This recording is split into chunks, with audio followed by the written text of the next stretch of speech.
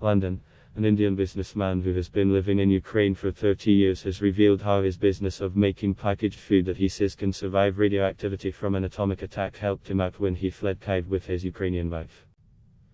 Hemant Pathak, 59, an Indian citizen with permanent residency in Ukraine, left the capital a week ago with his wife, Svetlana, a Ukrainian and Indian member of staff, and 2 other Indian friends who run a cafe in Kyiv. His factory remains under guard and he has left all his belongings in his home, even as the capital braces for war. They drove in 2 cars through the night to the Polish border at Ustoluk, stopping to sleep for 3 hours at a petrol station. The journey, which should take 8 hours, took 30 hours. There was over a 100 km line of cars moving in one line towards the border. We didn't face any missiles or bombs, just lots of traffic and panic. The petrol stations had empty shelves, Pathak said. But they were able to live off the long-life jarred food produced in his factory, which he claims stays fresh for years and can even survive an atomic attack owing to a technology he has developed.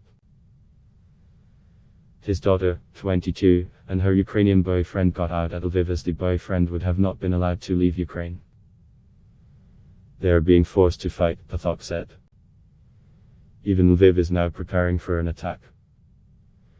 The rest headed to Warsaw where they are staying at the Hindu Bhavan temple, though Pathak and his wife are in a hotel. Pathak is fatalistic about what happens now. I am not interested in sitting and crying for my past in Ukraine. I cannot sit idle, so I may start a factory in Poland or Slovakia, he said. When Pathak first arrived in Ukraine in 1991, there were few Indians settled there, just a few students. Now there are a few thousand. Since 1956 his uncle had had a big business going with Russia, but, after the collapse of the Soviet Union, he told Pathak, then in New Delhi, to go and again establish businesses in former Soviet republics. I like the energy of Ukraine. The people inside are much like Indians.